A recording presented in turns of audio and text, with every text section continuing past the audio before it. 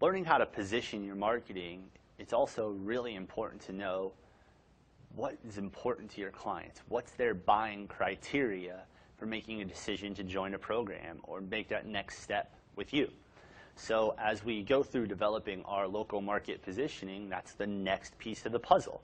You've got to really understand what's important to your ideal client. What are the things that are going to make or break their decision making for you when they're saying, I need to choose you or someone else. I need to choose you or no option at all. And so we have to look at all of the things that are important to them. And now, before we move on, let's get comfortable for a second. One of the biggest mistakes that trainers make when they're figuring out their ideal client's buying criteria is that they default immediately to price.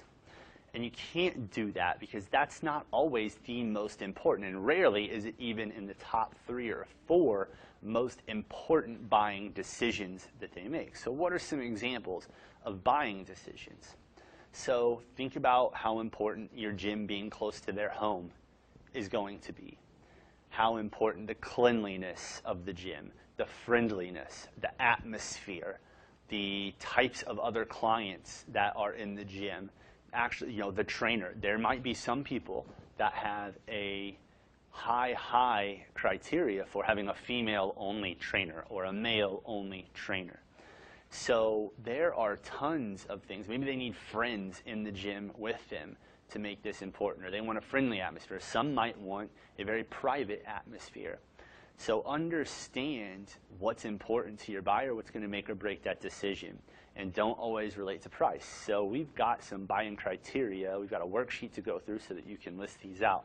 And if you're having trouble with this, one of the best things that you can do is take 20 to 30 minutes and go back and recount all of the objections that you got when you've sat down to try to sell someone into your training program. So during your success sessions, what are those objections? Those objections are primarily going to be the buying criteria. It's just going to be the inverse of those things. And so you'll get a lot of price objections, which I understand. I said price was not in the top ones, but you have to dig down deeper below those. So maybe it was time, that they don't have time. So maybe the gym was too far away. Maybe your classes were too long. Any of those things. You can also go and interview your current clients. Ask them to think back to when they were just getting started with you and say, hey, what was really important when you were looking at where to start training? When you were trying to find an option for training, what was important to you? What made you choose me?